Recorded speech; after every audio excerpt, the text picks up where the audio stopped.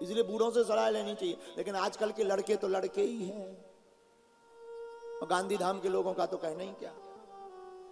एक बार की बात हमें याद आ रही, एक लड़का को एक लड़की से इलू इलू हो गया, लबेरिया। एक होता है मलेरिया, मलेरिया हो जाए तो कोई टेंशन नहीं भाई, इंजेक्शन लगवा लो ठीक हो जाओगे। लेकिन ये कि महाराज जी लबेरिया, इसका कोई इंजेक्शन आज लो नहीं बचा, बना ही नहीं है, कोरोना से भी खतरनाक। तो गांधी धाम का एक व्यक्ति जिसका नाम चंगीलाल, उसको लबेरिया हो गया। लबेरिया हुआ तो जैसे ही लबेरिया हुआ तो पत्नी जो होने वाली थी उससे कहा कि अपने बाप से बात करो, शादी हो जाए। उसने कहा हमारा बाप खतरनाक। बोले हम बात करते हैं। लड़का गया, हमें आपकी बेटी से प्यार है, शादी करनी है। बाप ने कहा ठीक है कर लो शादी। बाप मूड़ी था।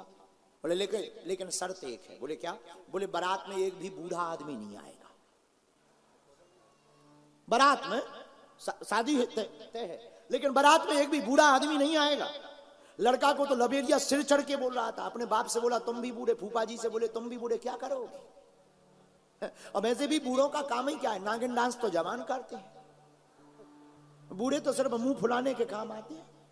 फूफा तो नाराज ही घूमता रहता पूरी शादी में। मौसा जी की पूछो ही मत, उनको फोटो को खींचने के लिए कोई पूछता ही नहीं।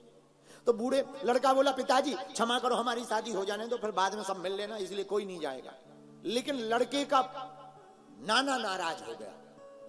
लड़के का नाना बोला शादी हो या ना हो बारात में तो मैं जाऊंगा। अब कहा ये बड़ी आफत है, और जिसका नाम ही है नाना, जिसे कहते ही है नाना, वो नाना बोला हम तो जाएंगे, नाना हम तो जाएंगे, नाना हम तो जाएंगे। अब लड़कों ने कहा ये तो बड़ी आफत है, क्या करें। एक लड़का बोला कोई दिक्कत नहीं नाना, कोई टेंशन नहीं, एक आदमी को तो संभाल लेंगे। बोले क्या? बोले एक काम करो, इन्हें सामान में फिट कर दो, जब भामर हो जाएगी तब निकालेंगे। नाना की भी जिद पूरी। और सुनो गाड़ी का लॉक लगा देंगे, पानी वहीं रख देंगे, पीते रहो बैठे रहो। नहीं मान रहे। नाना बोला रख दो।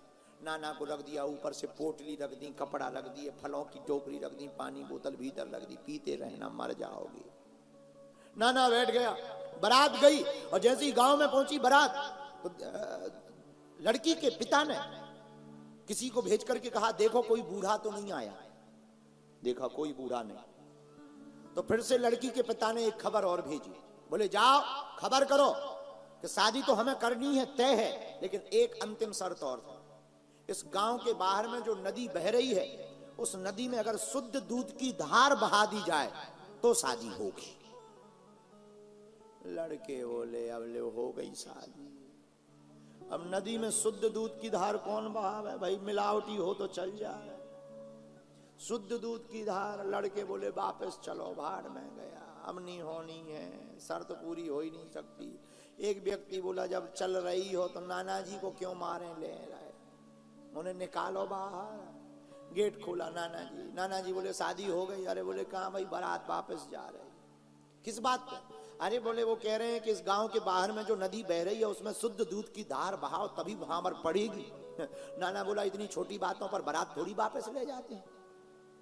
तो लड़के बोले तुम्हें छोटी बात लग रही, इतनी बड़ी बात है, शुद्ध दूध की व्यवस्था इतनी होगी कहां से, पर बहाना शुद्ध दूध कहां से।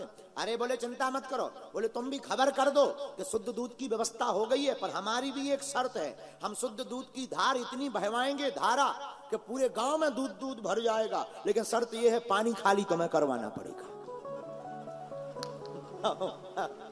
पानी तुम्हें खाली करवाना। संदेश वाहक वापस आया, लड़की के पिता से बोला कि बारात वालों की खबर है कि शुद्ध दूध की व्यवस्था हो गई और बहाने के लिए हम तैयार हैं, पर उनकी भी एक शर्त है। बोले क्या? बोले पानी की धार, पानी तुम्हें खाली करवाना पड़ेगा। लड़की का पिता बोला जरा देखो कोई बूढ़ा तो नहीं आया,